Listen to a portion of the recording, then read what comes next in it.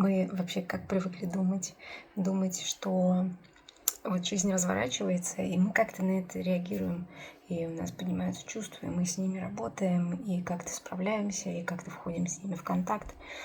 Ну что, если переиграть и вообще попробовать заметить, из какого состояния я вообще хочу быть? Вот в этом бесконечном сейчас, которое прямо сейчас разворачивается, я вообще как хочу себя ощущать. И тогда вообще не нужно придумывать никакое будущее себе, не придумывать свои машины, дома, квартиры и вообще успешный успех. Можно один раз заметить внутри состояние, что, черт возьми, вот этот успех и вот это счастье и наполненность, изобильность внутренняя, она есть всегда.